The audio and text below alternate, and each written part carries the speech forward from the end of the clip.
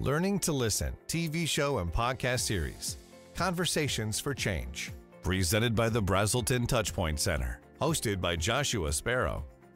Dr. Sparrow is a child psychiatrist at Harvard Medical School, the author of 9 parenting books, and is the executive director of the Brazelton Touchpoint Center.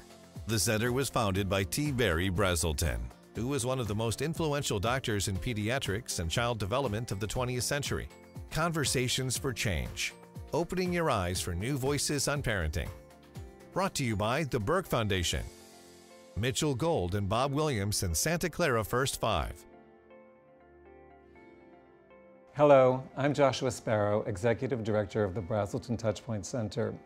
Thank you so much for joining us for Conversations for Change, Learning to Listen.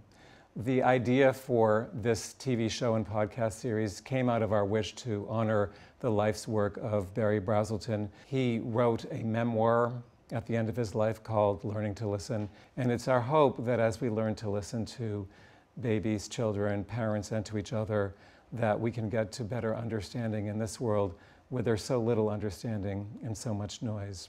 Today's guests are Yudi Bennett and Elaine Hall. They are warrior moms. They both have children with autism and have created incredible careers, which have helped many kids. Yudi Bennett is the co-founder of Exceptional Minds, a program that helps autistic young adults learn about post-production and animation, leading to careers in Hollywood. She's also the founder of the Foothill Autism Alliance and secretary of the Uniquely Abled Project. Elaine Hall is the founder of the Miracle Project, a musical theater program for autistic children which helps transform lives. Elaine, as well as her program, was profiled on the Emmy Award-winning HBO documentary Autism the Musical. She is also a speaker, author, and media consultant. I want to now turn to Elaine Hall, who is the founder of the Miracle Project, and I'd like to show a little clip from Autism the Musical.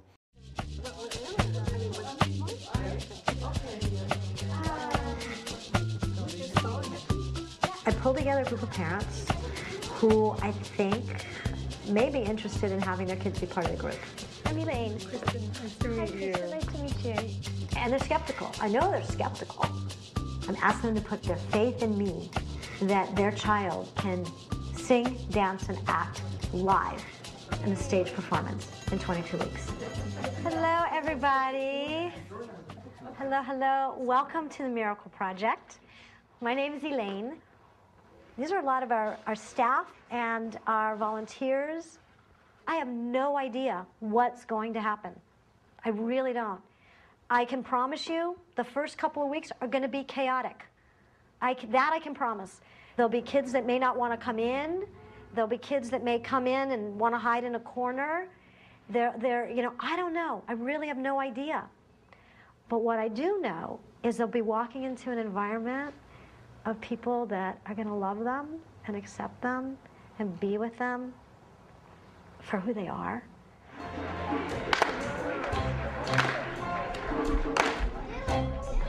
Ready?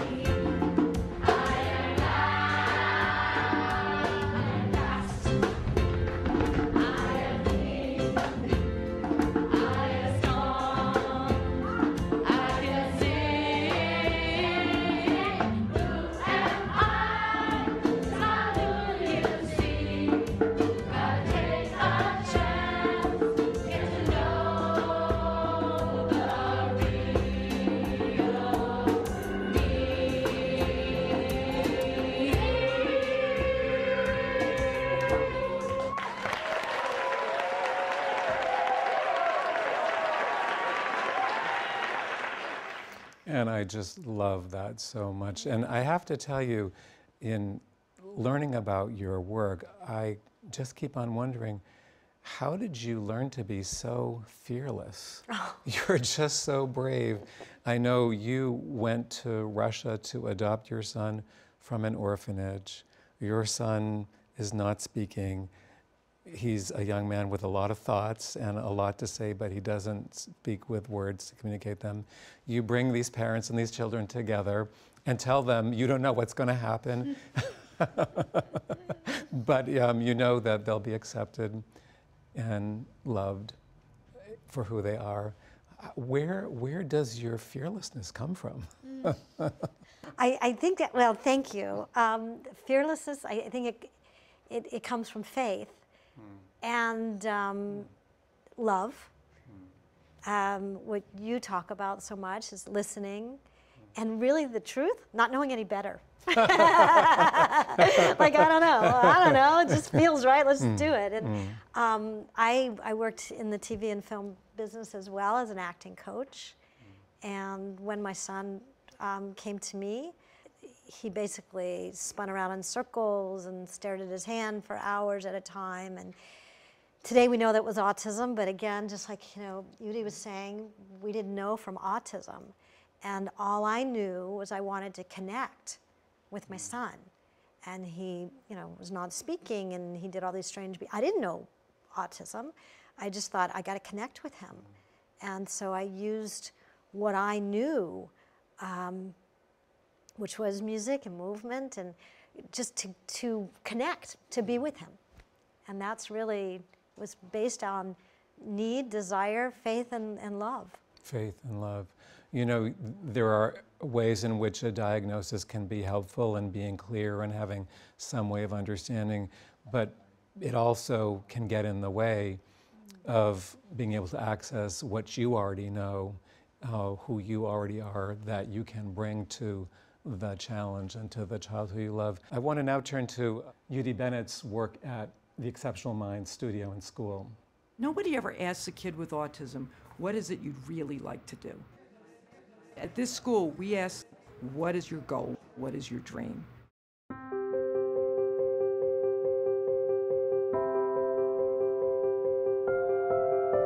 Exceptional Minds is a vocational training program for young adults on the autism spectrum who want to have careers in computer animation and visual effects. I think young people with autism are totally underestimated. It's estimated that 90 to 95% of young adults with autism are unemployed or underemployed. A lot of young adults still live at home. A lot of them suffer from depression and are very isolated from the rest of the world, and the opportunities for them are very limited. Our full-time program runs 3 years. We have a work readiness program. We outsourced about 30-40 shots to the team here. They did fantastic work that we can put into a movie and be proud of it. It's great. I mean, we want to do it again. I mean, we couldn't ask for a better team member. Everyone needs a little bit of help. And I have a studio full of artists. They're storytellers, they're dreamers. Everybody has to be treated a little special and different. Does it take a little hand-holding? Yes. Does it take a commitment that we will not stop until this succeeds? Yes. But that's how we make movies. We all have the same dreams. We want significance, dignity, and purpose with our lives. We have an opportunity to give those 3 words to every single student at this school who will actually be able to go out and participate in the dream. This is my first full-time, full-paying job. I primarily work in After Effects. I learned After Effects at Exceptional Minds. It seemed like a good place for me to fit in because I was interested in animation.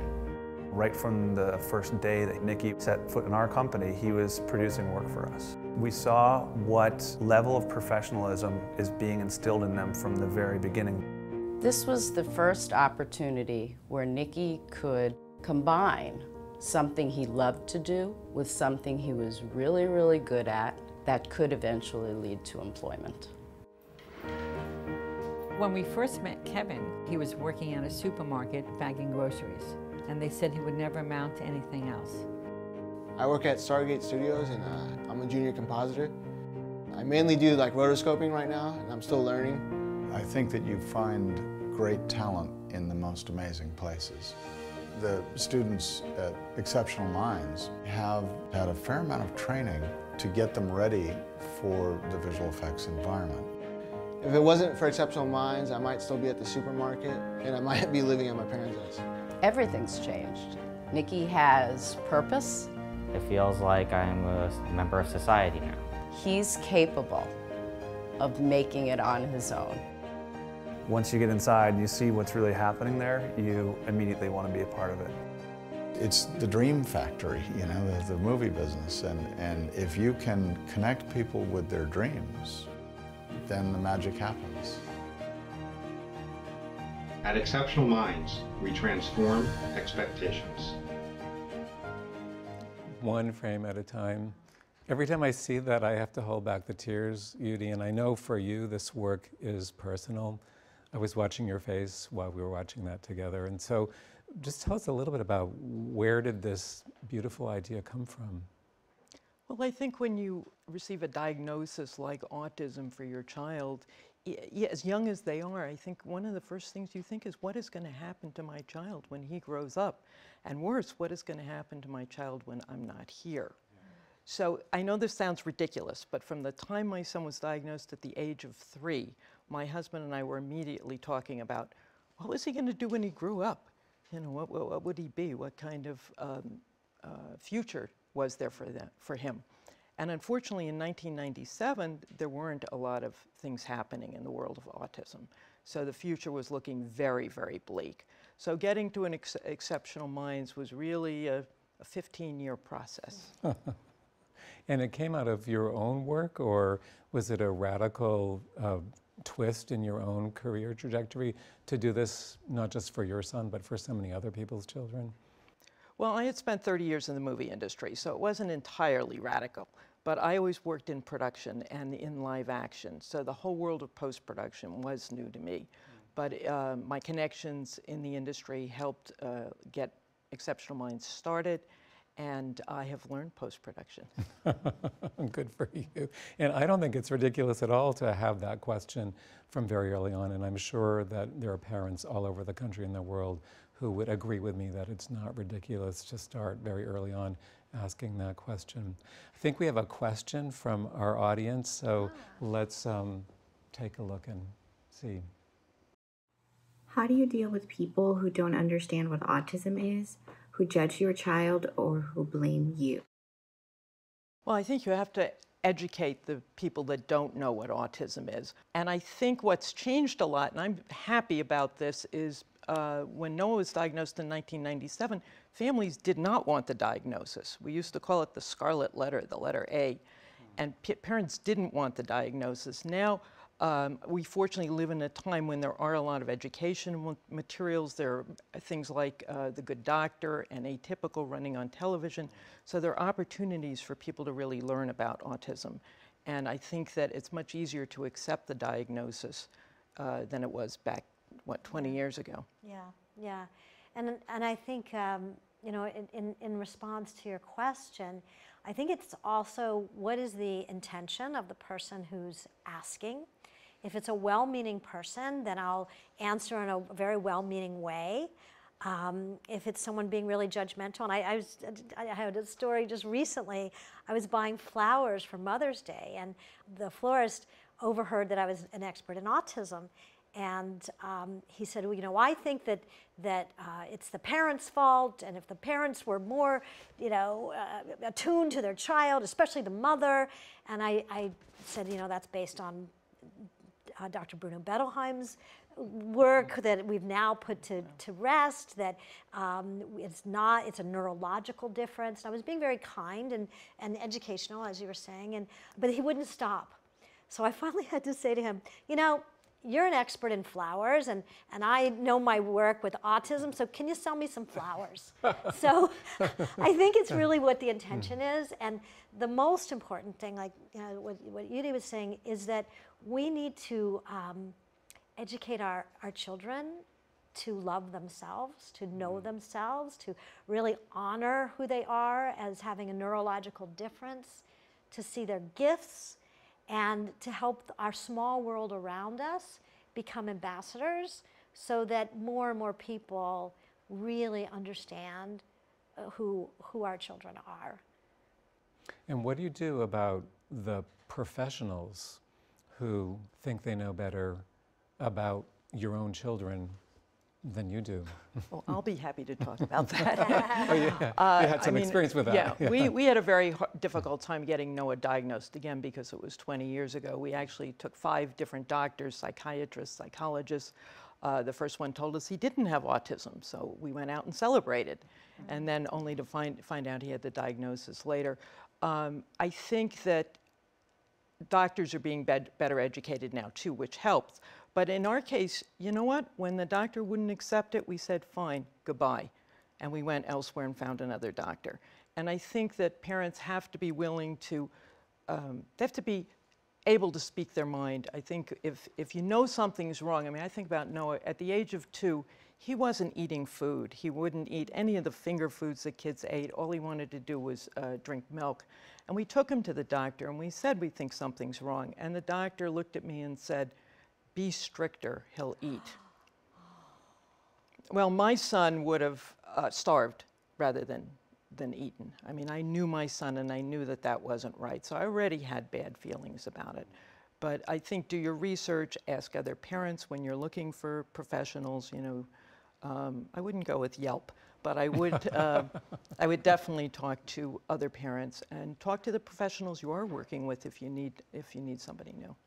My son, I mean, he was severely autistic. He spun around in circles. He stared at his hand for hours at a time. And I was in denial. I didn't want, it's like, don't give me any bad news. I went all the way, you know, to Russia to adopt him. And I was ready for Little League and, you know, all the things, the soccer mom. So I didn't want to hear anything. That's why I connected with him. And when he got the diagnosis, and I was ready to listen. And that's, I think, really important for the listeners and for professionals, that a denial is something a parent may need to go through, and really honor that parent's process.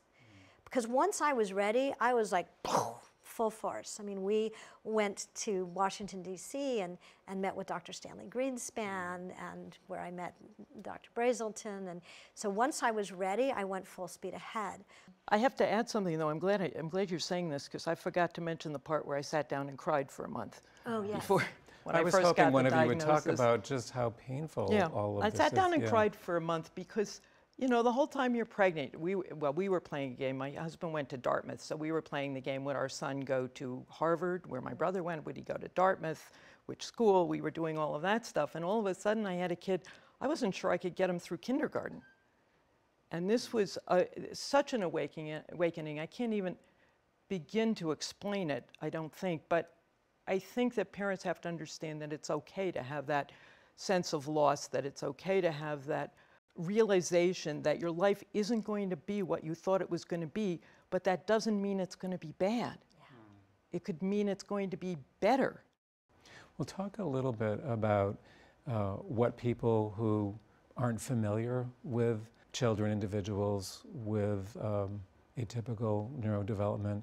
I have students who come to me who have never had a friend before, they've never had a connection. I'm talking 15, 16-year-olds, I'm talking 20, 30-year-olds.